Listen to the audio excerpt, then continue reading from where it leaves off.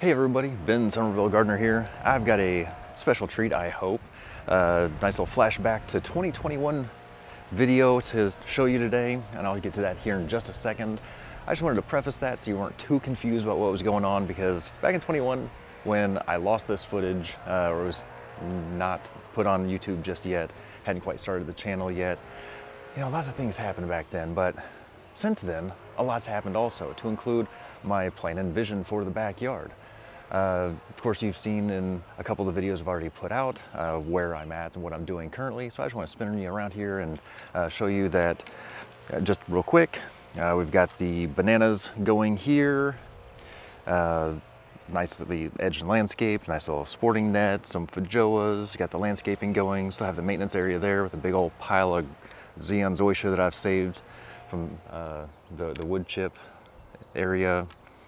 Got the bananas and taros and turmerics and gingers and herbs and spices and garlics and tomatoes and beans and all kinds of stuff going in between both banana plantings areas. You can see where I've had a lot of fun destroying the backyard with all the rain that we've had and still trying to get our chip drops in. I went mudding in my backyard this past week. Fortunately, I don't have specific videos of that, which would have been great, I think. We've got the fruit forest going and expanded all the way to this point here. I've got the bird bath in over here. You can see that I've got the little walk path going from the back patio area. And because of all the squishiness that we ran into here, I'm gonna end up putting in some sort of a French drain or something cutting across there. And down over here where the rocks are turned, that's where we've decided to go ahead and make the fruit forest extend to, which is going to be really nice because it's going to give us room to put in a pergola maybe and some vines and things going up that, maybe some kiwi vines, that'd be pretty cool, or something else. But I just wanted to real quick show you what's going on or where I'm at now, just so that when you see that flashback video you're not too confused, and it kind of prefaces for what my mindset was back then versus how it morphed into where we are at today. Because there's a lot more done now than what was back then, or what was even dreamed up as possible, or that I could convince anyone else in the household to go along with. There you go. Hope you enjoy the flashback to 21 video. Here we go. Finally, right? Finally. He's finally getting this video done. Can't believe it's taken me, a week or so, at least, to try and get this video done. Really, when I'm thinking about shooting a video or taking pictures of something, it's because the project is already done. And in this case, nothing's done. Nothing. Everything seems to be a work in progress. We've been here just over a year now, and the property was, needless to say, a wreck. So to begin with, there was brush and overgrowth everywhere. Not a single tree had been trimmed, a bush hadn't been maintained in years. It was just a disaster. After many weekends of chopping down trees, bushes, trimming things down, taking jasmine off of hundreds of feet of fence, finally got it under control to where I can now start to redesign the landscape and make it everything that I wanted it to be. A couple weeks ago, Bailey and I were getting bored, and we went down to Lowe's. Nothing really to buy, so we were just looking around and perusing the clearance section, and I came upon what I would call the perfect canopy gazebo for our back patio. And I'd been looking for a while, but I couldn't find one that was exactly what I wanted. The gazebos I was finding were either too tall, too short, too small, wrong design, wrong color, didn't have a mosquito net. You gotta have a mosquito net. So I was on a Friday night, and I told Amanda about it, and she said, you know, well, if it's still there in the morning, you know, we'll go take a look at it. Sure enough, went back to Lowe's, and it was still there. It was meant to be. So we went ahead and picked it up, and we spent the rest of that Saturday putting together the new gazebo. And this gazebo was absolutely perfect. It was everything that we were looking for. It had the double gable design, if that's what it's called, with the two triangle roof lines. That way it only sheets the water off in the four corners. It had the mosquito net. It was the right color. It was the right height. Everything was perfect. And even better, it was on clearance. So Amanda and I brought it home, put it all together, and absolutely love it. It is perfect. Total game changer for the back patio. This area was typically scorching hot in the afternoons and evenings because the sun would come in just over the houses and baked this little corner that it's sitting in. So here it is. We went ahead and put it right up against the house on the living room side, over here by the cannas and bananas. And then over on the other side, it lined up nearly perfectly with the top of our gutter. So there's almost no drips coming in between the house, even when it's pouring down rain. So as we come out the back door, the people lived here before had pretty much no landscaping design really in mind. They had some rocks down and these little pavers. So we added a nice little border of the sorts. It's going all the way down around the corner over there. And it's gonna come down all the way around to the fence. I was originally going to fill these in with similar pond rocks and pebbles that we had either picked up and put in that bucket, or then I found these other rocks that were very close at Lowe's, and I got a bunch of those, and I was going to fill those in. But now that I've got this whole design in mind, it's all cleared out, there appears to be a water drainage issue, so we're going to have to look into that before I go putting anything permanent down. So now on to the fun parts. This here is a blue Java ice cream banana. It takes about 15 months for it to produce fruit, and we'll get somewhere around the 15-foot tall point. Right now, as you can see on the 2-story house, it's definitely going into the 2nd floor at this point. And around the side of it, there's a little what's supposed to be a canna right there. We bought a ton of cannas at Lowe's at the beginning of the spring, and for some reason a bunch of them just didn't take off. A majority of them didn't. So we've got cannas that are going to go over here in this area here. What a nice little clump of cannas there. Put a nice little walk path right here, and then starting right here and going around to the next walk path, I'm going to fill this all in with cannas of different varieties. Make sure we have some good variegated ones, bright red ones, orange, yellow. And then right here we're going to pick the cannas up again and keep on going all the way to the edge. And something interesting that I've learned about the cannas and bananas are the same family of plants, and there's a caterpillar. Of course, you know, the moths lay their eggs, and the caterpillar comes in and starts eating through the leaves. And what they'll do is, as the leaves are tightly rolled like this, the caterpillar will lay some threads of silk across the petal here to hold it closed, and then it'll start burrowing and chewing its way into the center of the leaf and, you know, eating it from the inside out. And of course that absolutely destroys the plant and keeps it from thriving at all, and then you're just left with an ugly mess. I went through here a couple weeks ago and have continued to go through here and just make sure that all my leaves are going to be opening properly. Just kind of unfurl them a little bit, make sure there's no caterpillars in there, and keep those guys at bay as best I can. One of my Kokopo bananas over here, a very, very hungry guy, came in and just ate a hole straight through as the leaf was coming out, and like this. It's called a cigar leaf right there when it's first coming out. And over here, got to check my numbers. I've gone through and labeled all of my bananas with little popsicle sticks and numbers so I know what they are. So this is going to be another ice cream right here. Again, grow up nice and big. This one, the Kokopo, and one of my favorites ones so far, this one here is a Thai black banana. It gets this nice dark purple black look to the pseudostem right here. All three of those are going to be coming inside over the winter, just so that I can continue to grow them and make them as big as possible to try and get some banana fruits next year. And we got a nice little cigar leaf coming out right here. Very cool. Keep on growing. So as many of you know, I have a rather large yard. It's probably the biggest yard I've ever had, and I think it's at 0.42 acres for the lot, and that gives me a lot of room to either grow plants or cut grass, and I would much rather have plants to grow than grass to cut.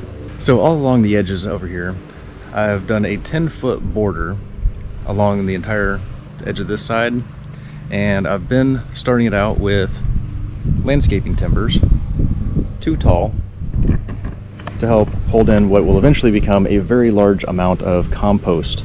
So I've been studying up on my composting and permaculture in general, trying to find the best soil types for bananas. And these two different banana plants, well, not different, they're identical. I bought two Kokopo bananas, same day. They're very fast growing, but very temperamental at the same time. And they were identical heights. The only difference that I've done is I've added a water tube, or watering tube, to one side. It's just a PVC pipe about 3 feet long. Goes about a foot or so into the ground with some rocks in the bottom. It allows the watering to happen at or below the rooting level to encourage the plant to root deeply rather than widely. If you constantly are watering something on the top, it's going to put the roots all up along the surface of the soil, and it's never going to, dig deep and try and find water deep down in the soil. So that's what we're trying to see, if we can encourage this banana to get its roots deep. And what I find is interesting already is, because this was only maybe a 4 or 5 inch tall plant on both of these, so they're not identical heights anymore, and the one on the left has put out, I think, 2 extra leaves at this point from the one on the right.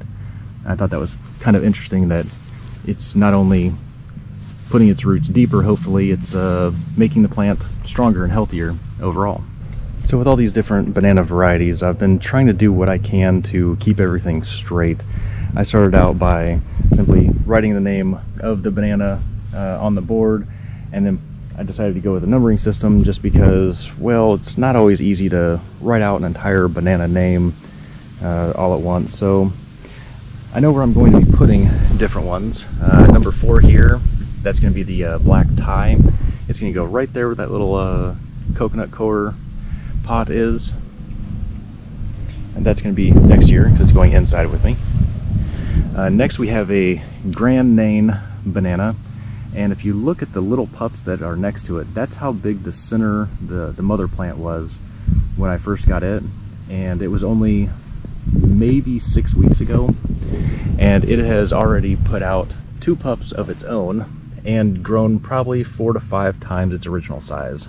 And next one down the line was a very sickly at first pup that I had pulled from the Blue Java, the ice cream banana, and I almost thought I was going to lose it to a fungus or whatever this is that's growing on it currently still, because it had pretty much kept the leaves from coming out. It was making them all deformed and ugly, and I cleared it all out, got a good fungicide on it, and it finally this last week put out 1 leaf. It's a little bleached looking, but it is a very full, nice long looking leaf, so I believe that as it keeps growing it will come back and thrive and hopefully make a nice little mat of bananas right here.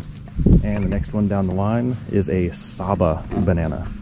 This is going to be a very large banana plant. These can grow to 20-25 foot plus, which means that it's going to be a very nice, large, shady banana. And of course, they will pup out around the edges here as well.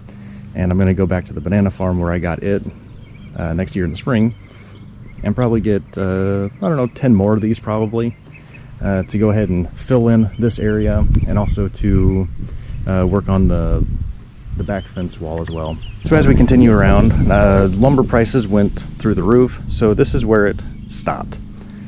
Once these boards are much more affordable, I'm going to go ahead and continue pushing these around. So this entire corner right here will of course become bananas as well, unless I can find something else that's somewhat shade loving. We've got a couple trees over here. When I redid the patch of sod at this very far corner, so from about here to here and about 20 feet in from this fence, was nothing but wax myrtle bushes, pine trees, and of course that very nice pretty black willow tree that's in the corner of it still. I couldn't take that one down. Too nice of a tree. So after I ripped all that out, it was nothing but what looked like an old garden space area. Very nice soil, very good soil over there. So I went ahead and put down some Zeon zoysia grass. Just got a pallet, threw it down. There's no other zoysia grass in the yard, But eventually I wanted to convert the whole yard over to the Xeon zoysia, mostly because it's a fine blade. It's very dense, very slow growing, disease resistant, not a lot can kill it, and it's just a very pretty grass. And I had, I believe it was 10 pieces left over, so I went in ahead and put those 10 pieces right over here. And what I've been doing is, that's about I measured it out, roughly 100-foot shot. But this is great golfing grass right here. Even Tiger Woods put it on his course. So I can go ahead and I've got this little chipping area, and I can chip some shots about 100 feet away. And if I use one of the neighbor's reel mowers and shave it down real nice, I can get a really putt quality green over there going even sometimes if I wanted. But for the most part, I usually keep it around an inch or two tall. It's just a very pretty, thin, very comfortable grass to walk in barefoot also. Very nice barefoot grass.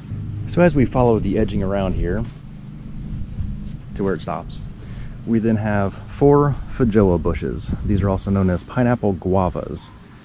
And I picked these up last year, and let me see if I can find some. Here we go. So as you look right in here, you'll see this little tiny fruit right now. And here's another one right here. These will grow up to be about kiwi size, and they've got a texture more like a pear, and it's a very interesting, sweet, almost kind of grainy texture. Very interesting fruits. So Amanda decided when she was down here for her first visit at the house that she really liked these when we saw them at one of the nurseries down the road. So before she moved in, I went ahead and I got 4 of these and planted them. So when she did move in, that was her little move-in gift, was 4 feijoa bushes, because she really liked them. And this little guy here, I'm not sure if you can tell by the height going across here. So the one at the end over here is probably the middle height. These 2 in the middle are definitely the tallest, and then this little tiny shrimpy one, I don't know how it's doing it. Far one at the end, maybe 7 or 8 fruits on this first year, so that's a pretty good year. 2 in the middle, no fruits. This little guy right here, let me see if I can get in here. This little guy is putting off these much larger fruits, and there's 1, 2, 3, 4, 5, 6, and it just kind of keeps on going. I think I counted 14 or 15 of them the other day. They may be up on the other side. Thought there was a couple over here as well. Yep, here's one here. That's not looking so good, but there's another one right there. There's a big guy right down there. So this little tiny bush, the smallest one of the 4, putting off tons of little feijoas its first year. So it's very cool. All right, my lovely what's left of the compost pile, I've been trying to use that to put around the bananas, because bananas love compost. They love to be fed. So as you can see, this is my little storage area, and you're probably wondering, well, if you go putting, you know, what is that, about 6-8 inches worth of wood, how are you going to get your tractor up over? Well, got some of these vinyl decking boards, and they'll go right here and on the other side to give me an ingress and egress for the tractor from my little utility area back over here. What a mess of trunks and branches and sticks. Why would you have that in your yard? I'm sure that's exactly what you're thinking, right? But here's the thing. So we have these little lizards down here called anoles, and their breeding area is on old dead wood. So I figured may as well make them a nice little area too. There's a nice little shady wax myrtle bush right here. Oh, and by the way, this bush right here is a nice trimmed version of what I destroyed in about a 600 or 800 square foot area over there on the other side that I replaced with the sod. So you can see that these are not small bushes, but if we're lucky enough, we might be able to find one of these little anoles, and they like to crawl around in all these different areas. It's good cover, there's lots of food for them in here, and they really like the piles of wood. So with all the extra wood that I had from this, I guess, paper birch that I took down, There's some wax myrtle, there's some oak, there's some crepe myrtle, all kinds of stuff in here. Slight intermission here. So there was this really cool looking dragonfly over here by the Grand 9 banana, and hopefully you can see him and the color comes through. He's like a magenta, kind of a purplish pink color. Really cool dragonfly. The dragonflies seem to love these bananas. They've got the cigar leaf that pokes straight up and it gives them something to land on, hold on to. Very cool dragonflies. They love the bananas. Alright, so the next plant coming down our list is going to be the grapes on the fences, which of course the animals love them too. Now where'd he go? Alright, here he is. So if you can see that guy right there in the corner.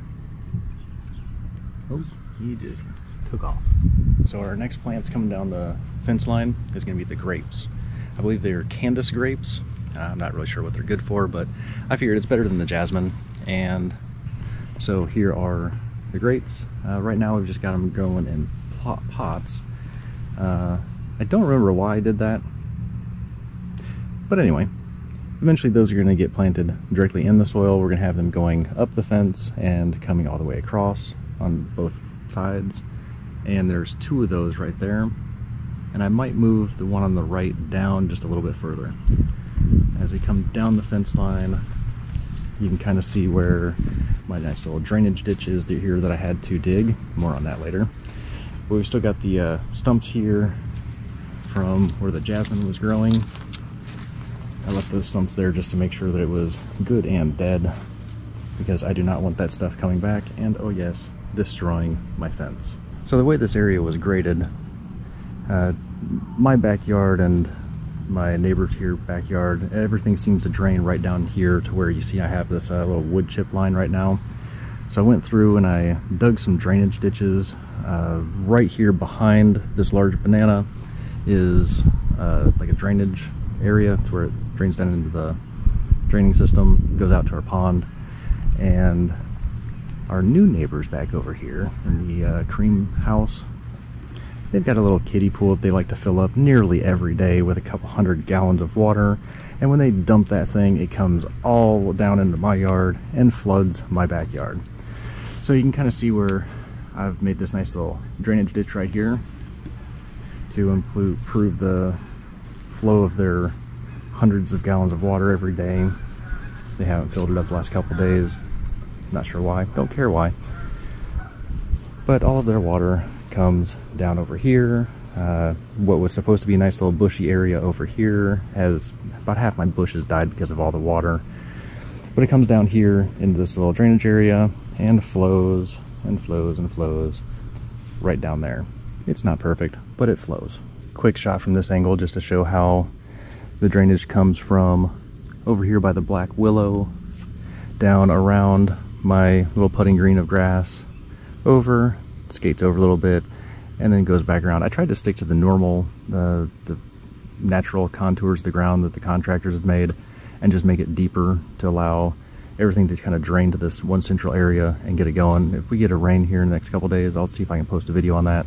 I had a phone video, but it wasn't that great a quality, but it showed how this little ditch here turns into quite a river whenever we got a good downpour. So I'll go ahead and restart the tour now. This little guy right here is a tea plant. Just random find at Lowe's. Went ahead and picked that up. It's a Camellia japonica. No, Camellia sinensis. That's the tea plant, Camellia sinensis. And this little azalea here that I've tried to bring back to life and kind of seems to have gotten taken over by weeds again. That is an azalea. I forget what was planted all through in here. There was a couple other bushes here. And I do not remember the name of this thing, but it gets these nice, pretty clusters of like a red-orange flowers, little tiny red-orange flowers. And the butterflies really like that one, and the bees, of course. Gotta feed the bees. We had a couple other bushes in here that have since died, and then we got a couple clusters of this very cool grass right here. So this is lemongrass, And if you take a piece off and you kind of crinkle it up and you smell it, it smells like lemons. Oh, and it's a great mosquito repellent. So I'll restart the tour again. And this big guy right here. Okay, so everything's an experiment, right? Let me make sure that you can see these large surfboard-sized leaves from this guy. So I don't know what kind of banana this is. I found it at Lowe's. It was in like a 3-quart pot. It was smaller than any of the pups that are underneath it, really. No, I take that back. It was a little bigger than this guy right here. It was probably about this tall. That was in June. This is now October, and it's already this big. So the experiment here, if you can kind of see the ice cream banana here in the corner of the house, that one was about 3.5, 4 feet tall when I planted it in May. And this one was just a few inches tall, less than a foot. The difference is I've been keeping it trimmed to less than 7 leaves and just knocking off, and it cuts very easily the leaves after that. So the theory is that if you cut off the leaves, it forces or encourages the tree to grow faster. That has yet to be seen. Or has it? So next up on the tour, this is one of the pups that came off of the large Lowe's find. It wasn't looking all that great, so I went ahead and took it off, and it had a fair amount of roots to it, and I thought it was going to do okay. It's been in the ground for about 2 weeks now. It's looking a little weak, but it's keeping its good green color, and it almost looked like it was going to put out a leaf. I don't know how well you can kind of see way down in there. But down in there, there's what looks like a little lizard tail, and it looks like it's going to start putting off a leaf. We will see. And again, I'm trying the tubes on these over here. And again, watering tube on this one. Nice little cigar leaf starting to form here. And this is another one of the ice cream. Seems like a lot of the ice creams do really well. This guy here, though, I don't know how much it was really pulling of nutrition off of the mother plant. It had a massive root system already. It was planted at the same time as the Lowe's Find pup over here, and you can see that it's got a much better color. It's much taller, it's bigger, it's fuller. It just looks happier. So I'm sure you're wondering, you've got all this landscaping timbers planned out, right? So where are they going next? Well, I'll tell you. So this tree right here is called a oak willow tree, or a willow oak tree. I'm not sure which way those go. And on either side of it, I've got those little boards that'll be placed to the right and left so that I can have good ingress and egress to my little storage area of sorts. And so right here, I've laid this out right here. And if you go all the way down, you'll see that I have a nice little pin right down here at the end. So that's going to be where it ends of the sorts, I guess, for now, because I'm not sure where it's going. I'm pretty sure that I'm going to go ahead and just border this grass on the edge over here to this corner right here, and then take it down to the stones. But then where does it go? I don't know. Guess we'll have to wait and find out. I may just end it right there. But somehow this area here has to transition from sand, I guess. Let's not call this soil. It's not soil. To grass. And over here we honestly have a very nice thriving centipede lawn. Very few weeds over here. It's very nice, thick, lush, but it's still a hard and plasticky feeling. I don't like the feel of centipede grass. So that kind of ends the landscaping timber run with a nice little shot of what looks like a going into hibernation black willow tree. It used to be much fuller. So the next thing you're probably wondering is, well, bananas are tropical. How are you going to keep them going in the winter once it freezes and stuff. Well, it doesn't really freeze that much here. When it does, it might get into the mid-20s, which is kind of dangerous for some bananas. All the bananas that I've chosen to put in my yard are very cold hardy type bananas. They will survive acceptably well with minimal loss down to about 20 degrees. And that's where this stuff comes in. So we've got some chicken wire right here and some stakes. And what we're gonna do is at the base of each of the plants, make a nice little ring of the chicken wire, hold it up with the stakes, and then we're going to fill it in with either hay or straw. You gotta find a farmer here in the area that's got some like Bermuda hay or something similar. Something we can help insulate the pseudostems for the bananas and keep those crowns nice and warm. But the point is to try and keep the banana alive as tall as possible into the next year. And I know what you're thinking, dude, what about that big dead spot in the middle of your yard? What's up with that? So this is what we're going to call an experiment in progress. I'm basically trying to teach myself ways the grass does not grow, and possibly in the process of doing that, making grass grow. So this whole yard, like I was saying, was honestly, it was probably about 90% weeds when we first moved in. I've been doing what I can to try and keep them under wraps. It's a never-ending battle, it seems like. But the good thing is there has been quite a bit of additional growth, especially here in the middle, with the centipede grass and some like wild Bermuda that's popped up. Wild Bermuda? That sounds dangerous. Well, not really. And this type of Bermuda, honestly, it's a very nice fine leaf blade. It should do pretty well. I'm not going to be too concerned about it as I continue to plug the yard of the zoysia and let the Arden 15 over there grow. I think it'll be okay, and this will blend in or just get taken over. Either way, I'm not worried about it. It's green, it's pretty, it's not weeds. So Arden 15, what is that?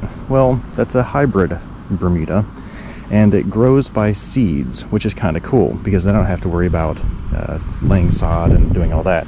And you see zigzagging across right here, there are tons of little runners going across. So that is how this grass right here reproduces, by these little runners. Kind of cool. And what I'm hoping is that this grass and my nice pretty green Zeon zoysia grass play well together. This grass is a very fine-bladed grass. It's very soft, and I absolutely love, especially after I mowed this grass, take off my shoes, boots, whatever it is that I'm wearing, and just feel the squish that's in this grass. Very, very squishy, spongy kind of grass, and it's very soft to the touch. And it's super thick. Let me see if I can kind of show you just how thick this grass is right here. So as you try and peel it apart, there are so many grass blades in here, and it's just super thick and dense to the point to where weeds even have a very difficult time trying to push up and grow through. And it's not that uncommon that whenever I do find a weed that's grown in this, that you can just kind of pluck it right out, and the root will have to be growing, 3-6 inches long, even to hit soil to try and get some kind of nutrients for the plant. So they're generally very easy to just pull right out, and a simple application of like a weed and feed kind of thing, one little application, it's all done. So what I've been doing is taking the runners from the Zeon zoysia, because again, it just like Bermuda, it expands, grows by stolons and by rhizomes. So in this nice sandy soil that I've got, I just take the little runner and I bury it, and eventually it starts producing new grass. The good thing about the zoysia grass is it's very prolific. It'll grow about anywhere, as long as it's not overly moist. It grows really well, and as soon as it becomes established, it starts throwing off these runners and spreading, although it spreads very slowly. That's one of the bad things about it. But once it gets going, it takes off, grows nice and thick, and pushes pretty much everything out of its way. So I think I'm going to call that about the end of the walk around tour. Oh wait, no I'm not. This has been a long video, I know. Bear with me. Hang on just a second. So while I've got you here, let me go ahead and show you the side of the yard. So this whole side right over here, there was no landscaping here when we first moved in. we got a really good deal on some rock. Rock always looks better than mulch in my opinion, although mulch does provide a lot more nutrition.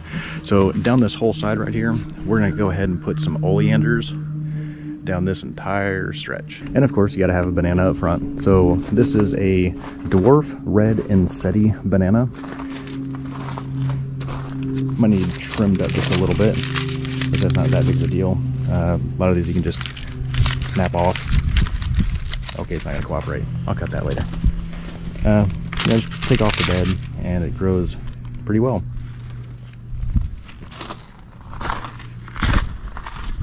Go dogs. All right, so we've got a nice little white gardenia up here right next to the front door. Some very, very fast growing bushes. I promise you, I cut those like a week or two ago. Those bushes grow faster than the grass, I think. When we first moved in last year, those looked like they had been freshly planted by the people that were moving out, as if they had just kind of re-landscaped this. They had the red mulch, maybe an inch or two thick. It was very thin. Neighbor got his weed eater out. Thanks, guy. Okay, so the mulch was very thin, and it honestly looked horrible. So we went ahead and raked all that up. It didn't really take that long to just rake up a bunch of mulch. Threw it back there with the wax myrtle that was by the little lizard habitat, and replaced it with the rock. And I like the rock a lot better, especially with this little dry riverbed thing we've got going here. So these bushes were in probably 3-gallon pots shortly before I moved in, and they had just been planted. As you can see, they are a lot bigger now, and I've tried to keep them trimmed, I promise. In front here, we've got what's called false heather. It's kind of pretty, especially with those little bees. Yeah, we're gonna leave that guy alone. Yeah, get back to work, guy. So went to Lowe's, got some fall mums, reds and yellows, white and yellow and a purple. I thought those looked kind of good there, just kind of fill in those areas. And here is the bush that sat in my office for 3 or 4 years. It is a Lady Vansittart Camellia japonica. It's a camellia bush. It puts off these really nice bright pink flowers. Really, really nice, pretty bush. And it looks like, yes, we are gonna have some flowers. Almost done, I promise. And we have what's left of a stump from a crepe myrtle that would not die. That thing was a monster. It was beating up against Bailey's bedroom window up there. It had to come down, so I just did way worse than what's called crepe murder. Went ahead and just took it down to stumps. I've been trying to keep a lot of these smaller starts from growing too much, trying to keep it to the main growth. Just a few sprigs and let that regrow, and hopefully it survives. If not, 2,4-D, it'll come on down again and die back to the ground. I don't know what that is. Yeah, it just kind of there, it's in a way. It's green, it's pretty. We leave in it. And I think we're gonna try and put some oleanders back over here in this corner as well. I'm not sure exactly how well they're going to grow, because as you can see, there's some room in between the houses, but there's not like a ton of room. And it only is gonna get maybe 3 or 4 hours of sunlight in the middle of summer, just as the sun's coming up over the houses. Other than that, it's gonna be pretty well shaded. And then of course you got the pretty little crooked magnolia tree. I need to stand that thing up. So there you have it. There's the complete walk around, not just the backyard, but the front too. Hopefully you've enjoyed it. If not, why are you still watching? Ooh, look, we got new neighbors. Hey, little guys. What are you doing here? Knock, knock. Hey, somebody's home.